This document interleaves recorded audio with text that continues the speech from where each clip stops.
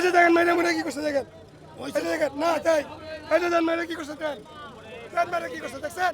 দাদা আমি একটা দোকান কিনছি, আমি মার্কেটে একটা দোকান কিনছি, দোকানের নামজারির জন্য সেই লোকের সে না করছে, বলছে 3 লাখ টাকা না দিলে যে নামজারি করে দিবা না। আমি একটা দোকান কিনছি, এই রহমান মিয়া, আব্দুল রহমান, আমি মার্কেটে একটা দোকান কিনছি, নামজারি করে দেয় নাই, আমার নামজারি করে দেয় নাই। হ্যাঁ এই যে যে যাবো তাতেই, যে যাবো সে তাতেই।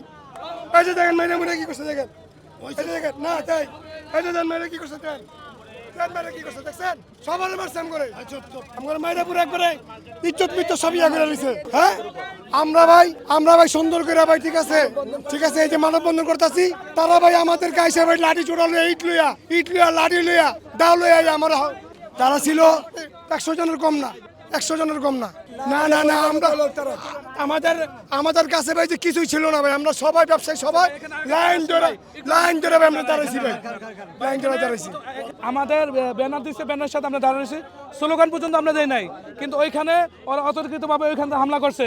আমাদের পুলিশ প্রশাসন মহোদয় ওনারা এখানে ছিল, এখানে আমাদের পুলিশ প্রশাসন এখানে ছিল, তারা থাকা সত্ত্বেও তাদের উপরে, তাদেরকে সামনে রেখে আমাদের উপরে হামলা করছে, আমাদেরকে হামলা করে আমাদের কয়েকজনকে আহত করছে।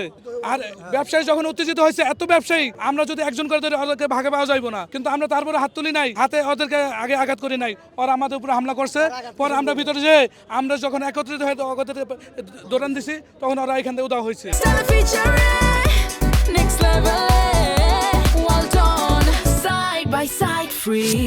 সে হলো এখানে যুব দলের, উনি আগে সাবেক যুব দল ছিল, কিন্তু উনি এখন বহিষ্কৃত, সোজা কথা, উনি আগে বহিষ্কৃত হয়ে গেছে। এখন ওনার এই কৃতকর্মের জন্য ওনার উপর সবাই ক্ষিপ্ত, বাজারের সব দোকানদাররা ক্ষিপ্ত। যুব দলের কাছে অভিযোগ জানানো হয়েছে এবং যুব দল ওনাকে বহিষ্কারও করে দিছে।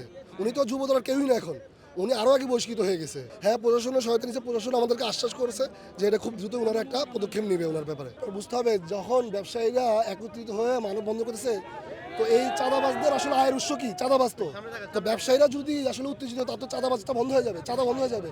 তো তার চাঁদাবাজি যাতে বন্ধ হয়, তার আয়ের উৎস বন্ধ হয়, তাই ব্যবসায়ীদেরকে ভয়ভীতি দেখানোর জন্য আতঙ্কিত হামলা করে। কিন্তু ব্যবসায়ীরা আর ভয় পায় না, ব্যবসায়ীরা সবাই একত্রিত হয়ে ওনাদেরকে আবার ধাওয়া দিচ্ছে, কিন্তু ওনারা ব্যবসায়ীদের উপর লাঠি চোরা দিয়ে ইট পাটকেল নিয়ে ধাওয়া করেন। আসলে কি এটা আমাদের যে দেশের আসল প্রেক্ষাপটে একজনের পর একজন আসে, কিন্তু আসলে বর্তমান প্রশাসনের হয়তো বা কিছুটা গাফিলতি এখানে অবশ্যই আছে। কারণ প্রশাসন যদি এখানে নীরব ভূমিকা পালন না করতো, তাহলে এই ধরনের চাঁদাবাজি হয় না।